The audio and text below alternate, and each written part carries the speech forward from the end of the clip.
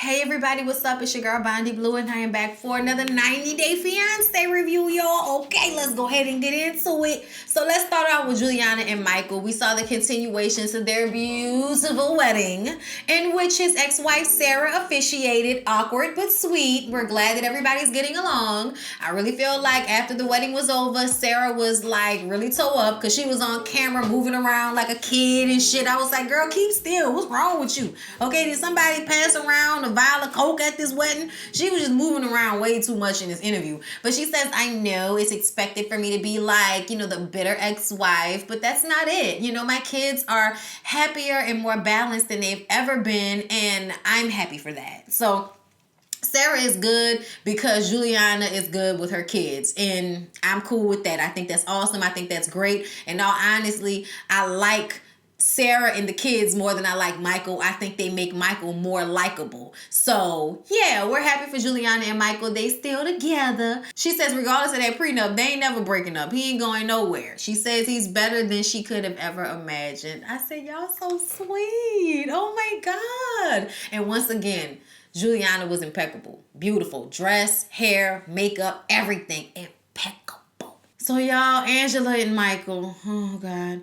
So they're sitting having dinner with his family, and y'all know, I thought it was his uncle, but it was his brother, had just mentioned how Michael may have to move on and find a family of his own in his own country with somebody else, somebody besides Angela. Angela says, well, is that what you want, Michael? Is that what you want? Do you want to be with another person? Like, she's upset at this point, but at the table, she's kind of trying to keep her cool by not getting angry and throwing something at the brother, but more so like trying to get an understanding with Michael, because Michael then says that he gets lonely. Like, their relationship is very lonely for him because he has to stay away from his friends and he can't date anybody else, even though you're in an entirely different country. It's a lot going on with their relationship. But Angela feels like, hell, I'm sad and lonely too. That's the sacrifice we made when we decided to get into this relationship, Michael. But she asked him, like, are you going to do with your, what your brothers are telling you to do? And he's like, no, I'm old enough to make my own decisions and I'm here with you. I want to be with you. What he really meant was, I'm tired of being in Nigeria here alone and I want to be in the States with you. That's what that means. Okay, emphasis on not in Nigeria, but in the States. Ultimately, his family approves of he and Angela being together. So that made her feel better. And then she terribly tried to speak their language. I won't do it, okay? I won't do it. I don't know it, and I'm not going to pretend to.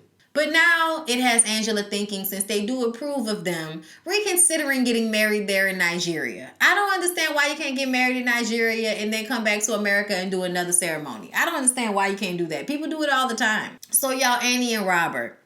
Robert finally got his hair braided and got himself lined up, and he actually looked clean. We appreciated this because Lord have mercy, all of them episodes, all of them weeks with you in that lit ponytail. I'm finally glad somebody told you to take your ass down to the barber and let somebody get you together. Thank you, Lord. So they go shopping for shoes, and Rob knows that he and his brother were being some drunk ass busters the night before when they decided to go in on Anny, and she ran off crying. He feels bad for it, so now he's buying her some shoes that are not from Goodwill so that he can make her feel better about how much of an asshole he was the night before when he was making her feel like a gimme girl, when really if she was a gimme girl, the first time you tried to take her to the thrift store, she would have got on the plane and went back home. Just saying. Okay, your brother's bitter because the last bitch he was with messed over him. We know what it's about. He says that now he's focused on Anny and he's going to make sure that he doesn't get out of line with her again. And he was completely out of line last night. She said, no, because you have too many people who want, you to be alone. And I want those people far away from my life. He says the only people that matter are the two of them, and Bryson is them against the world. I say, yeah, whatever, nigga. So then they go to dinner with Ben and Stephanie. Y'all, I swear I've never seen more self-righteous porn stars in all my life. Like, you out here trying to sign a check to send this lady away with your MILF porn checks? Girl, get out of my face. Like, I was so aggravated with this scene, y'all. Because, look, they were supposed to be showing up to make peace. And at first, it started off like they were going to be making peace because Ben apologized for the first time that they met and how that all went down. And, Anny doesn't really have anything to say. She's just kind of like, oh, what do you say? I heard what he said. She says, you know, Bryson really loves me, and that's all that should really matter to you. You know, Bryson calls me mommy. You know what I'm saying? Like, you know, I love him. Like, and I love Robert. Like, I understand why that's not all that matters. You know, like, I don't understand why that's not all that matters either, Annie. But now that they said that the little boy is calling her mom, Ben says, well, that's even more worrisome to me. Because like you're just coming around. Are you gonna be around forever? Are you gonna be gone in 2 years? You know, is Robert providing everything that you expected? And it's like, of course not. Of course not. But she's still there, isn't she? That's really none of y'all business. Then Stephanie pulls out her checkbook and says that she'll buy Annie a ticket back. And Annie is like, oh, get that away from me, okay? You're not my family, okay? You're not my fucking sponsor, lady. Stephanie says she knows Robert is poor and she wanted to give Annie a legitimate out. So then she offers her $15,000 and Annie says, you better get out of my face before you have a problem with me. You better get out of my face. Ben says, no, I didn't bring you here, but we can definitely send you back. And she was like, go and get Donald Trump so you can send me back. Fuck out of here. I was like, oh, they doing a lot. They doing a lot. And then Ben was like, I don't think this is where we meant for it to go. And, you know, I think you're taking it the wrong way. And it's like, no, she's not taking it the wrong way. She's taking it exactly the way y'all are meaning it. Then Stephanie starts going in on her, talking about she's just there for a green card. And he says, and what you do for a living is nasty. They really believe that sooner or later she's going to be calling them to get a ride back home. I heard that Robert and Annie got married. So you didn't just give them people more ammunition to make sure their relationship work out so that they can prove the porn stars wrong. So Syngin and Tania, y'all. Oh, Lord. So Syngin talks to his friend. And he doesn't believe Tania knows the sacrifice that he's made to come here and be with her. All for her to turn around and tell him that he's not her soulmate. The last person she was with, or her first love, whoever that was, that's her soulmate. I said, Tania, oh Lord, I don't know why anybody got time for her. She dropped a bomb on him. And now he don't know what to do. He's thinking about buying the ticket to go back to South Africa. I feel like he should. While he's trying to decide whether he's going back home, her out of touch ass goes to get a wedding dress. And she doesn't want to wear traditional. She wants to wear the ugliest non-traditional dress that she can find. She works on my nerves. Her sisters and friends are there. Her mom is there.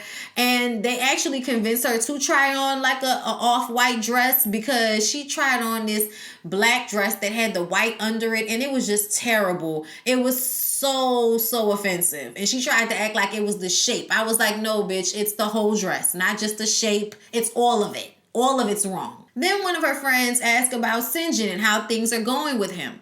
And she tells them how she told him that she doesn't see him like a soulmate and how she thought her first love was her soulmate. And now her friends and sisters are like, you said that to him? Oh, God, now I feel bad for him because this whole time she probably been running her mouth, making everybody think that he's the problem. And now that she said that this is something she said to this man, now they're sitting up there like, I don't even understand how you can stay with your ass.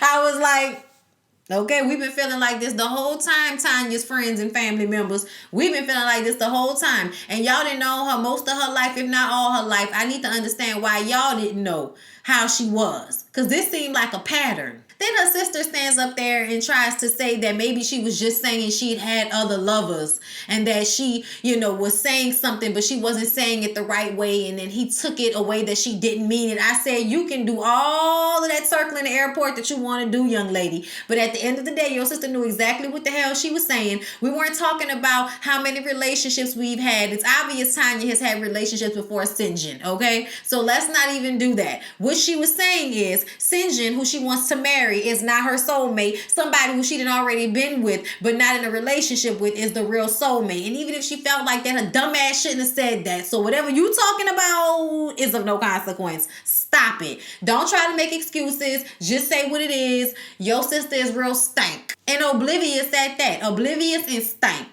So y'all, Jasmine and Blake. So Jasmine goes to Blake's brother's place to talk to him about the argument that they had the night before. Y'all know she was supposed to go to the birthday party for his friend with him, and then she decided not to go after she had made him go to have dinner at another place, and they were supposed to have dinner with his friends. So yeah, He was upset, she was upset, but he's really upset. So she wants to know how much he drank the night before. And he's like, I don't know. I wasn't counting how many drinks I had. She really needs to let that go. Like, stop it. Stop it. You're not going to be able to control how much he drinks, and he's telling you that. So stop it. She feels like he should be trying to spend more time with her, and he spends too much time with his friends. And he says that his friends are an important part of his life, and if she doesn't make an effort with them, that's an issue for him. And see, I don't think she understood that. Like, there are some people that are clique-based, even as adults. Like, yeah, they have family or they have significant others, but they do everything as a clique a lot of the times, bringing in significant others. Some people are like that. And if you want to be with him, he's telling you that this is the damn requirement. She tries to flip it on him and ask if he makes that same amount of effort with her sister. And I'm like, if the bitch talked, maybe they would be closer. But I feel like he's definitely made an effort, and she's just as, I can't talk, my face don't move as you are. Y'all are boring. He asked, so, like, what you trying to say? Are you going to be spending more time with your sister? And she's like, she wishes she could. And I'm just like, whatever. He says, look, we don't have a lot of time left before the 90 days is over. They are getting married. It's right around the corner. And he wants to make sure that this is the right thing. And in the confessional, she finally apologizes and says that she's wrong for walking away. To me, he flipped that whole thing. He flipped that whole thing on her. I think this entire time she's thought she's had control of this relationship. And that was the first time that boy was telling her, you can keep playing with me if you want to, and this will not happen.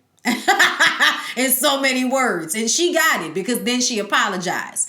So her family is in town, her parents, and her sister meet with Blake, her, and Blake's mom. Her parents are okay. They seem nice, but, seem like those parents that weren't really disciplinarians, that kind of let their kids get away with any old thing. Because when Jasmine says that she doesn't want to work, his mom is like, well, she was always very adamant about working before, but I guess now she's changed her mind, and, that's fine. It's like, oh, that's what she wants to do? Oh, I guess that's what she's going to do then. Like, they definitely don't feel the same way as his mom, who feels like, oh, it don't work like that. What if they're struggling? She needs to work. And Jasmine feels like, well, right now he's making enough money for us, so why can't he continue to make enough money for us? I'm not saying I'll never work. I'm just saying that if I don't have to, I don't want to. Now, mama, even though I understand where you're coming from, let your son be dumb and get with somebody that don't plan on working. That is his decision. But I kind of feel like the mom feels like that's not realistic to what their situation is. Neither one of them are actually paying rent right now. So of course it's okay that you don't work and he does, because he's staying with his brother and you're staying with his parents. So nobody's paying any rent, nobody's paying any utilities, nobody's paying any insurance. Like, I'm just saying, it seems to me like you're saying that because y'all don't have any bills. And the mama is like, oh, wait for y'all to get some bills before you make this type of, solidified agreement that my son gonna be out here working and breaking his back so you can sit at the house and get your face plumped with snake venom. Like, get out of here. So y'all, Sasha and Emily are getting married, you guys, and we're supposed to be happy, but I don't like Sasha and Emily, so I'm not that happy. I'm the sister Betsy that's there with the resting bitch face just to make sure that my sister has somebody there to support her, but I ain't really here for this shit. Like, I'm Betsy. I'm watching, but I ain't here for none of this. They rented like this little beach house where they're going to stay and they're going to get married out on the beach. It was actually very beautiful. It, kind of felt wasted on them. I'm just saying, it's not a good couple. It's not a good couple. He was driving like a bat out of hell when they were on their way there. I'm like, why are y'all even allowing him to drive? He's not legally supposed to be driving, is he? And then he drives terrible, talking about he took control of the driving. You ain't take control of shit. You almost got us killed, and you probably gonna get a ticket sooner or later, but because you're not an actual citizen, you're gonna think you don't have to pay it. Like, oh my God. So Betsy and Sasha actually have a chance to have a conversation apart from Emily. And the conversation was so annoying. Like, are you gonna love my sister forever? It's kind of like you can't even ask people that type of shit. People who have all of the perfect circumstances when they first get together don't sometimes love each other like that forever. So I just kind of felt like that was so immature for her to even ask him that. The real question is, are you going to cheat on my sister? Are you going to leave her destitute to take care of your son without any help from you the way you did your last two wives? That's more of the question. Okay, it's not about love. It's about security. It's about being a parent. It's about not being a jerk and leaving her for somebody else the way you seem to do. He has a track record. But to me, Betsy, at this point, if Emily wants to ignore his pattern, you should ignore it too. You done said it already. Say your piece and let it go. Sasha got a chance to talk to his son and his mom before the wedding. We're supposed to feel like that was sweet, but I don't like Sasha, so whatever. Right before the wedding, Betsy gives Sasha a mimosa. He didn't know what it was. He thought it was orange juice. He was like, hey, what's this? And we thought he was going to spit it in her face or something, but he drank it, and then he said that it was a girly drink, and it's like, okay. Like, I wish people would stop saying that. Girly drinks are some of the best drinks. They hit hard and they taste good. Don't nobody want to, taste bitter-ass alcohol all the time. Like, conceal the alcohol. Trick me, okay? Like, I don't understand why, if I like fruit and I like alcohol in the same cup, all of a sudden that is some type of, dot on my record of, I'm not as straight as I claim to be if I want to put juice and alcohol in the same cup together. Like, get the hell out of here, bro. He's so ignorant. He's so ignorant. But they do have a beautiful, lovely ceremony. We'll see how long their marriage lasts. So, y'all, then we get to Mursel and Anna. We didn't think we were going to see Mursel and Anna, but we did. He actually went home and talked to his parents, and he argued with them a lot, but his mom took pity on him, and the whole family then agreed that he can come back and marry Anna. So he has to make it back to the States in enough time to marry her before the 90 days is out, and I think he only has a few days, and he has to fly all the way back. He was very lucky with the paperwork, because usually once you leave the States, when you're in the K-1 visa process, it basically, makes all of your application null and void. But I guess that wasn't the case this time. I'm not too sure, y'all. Ask somebody who knows, because I don't. But either way, he was able to get on a plane and come back to the States, and they're going to get married. So Anna had to have a conversation with her children. Okay, it went just as I thought it would go. I knew the oldest son would not be here for it. He's even saying that he won't come to the wedding. Why? Why do I have to be here? He's such a tool. The two youngest, of course, are good with it. They actually like Mursel, and I thought it was hilarious when the youngest was like, just don't make it bored, Mom. I'm not trying to be bored. So can you make it awesome? If you make it awesome, I'll come. Like, I was just like, oh, like your little cute self has a choice. Y'all, he was so cute. And the middle kid too. Like, they want their mom to be happy. I just feel like the mom asking for her oldest to come, and he's like, well, I might be busy, so I don't know if I want to come. And she's like, well, I really would like you to come there to support me. And she says in the confessional, I'm always there for them. I would really hope that he would be there for me. And it's like, you have to always be there for them. You're the parent. They're the children. And I think that also goes as far as this wedding is concerned. You live with me, don't you? Oh, then you don't have a choice about whether you come into this wedding or not. You come into this damn wedding. Period. And you're going to come because I'm your mother. I love you. You love me. And you're going to be there for me because you're my son. And that's what good sons do. So your ass is going to be there. Period. You don't have a choice. I wouldn't have gave him a choice, but that's just me. So y'all, somebody sent it to me. I forgot who it was, but this comparison between Mike and Mike from Recess. I said, damn.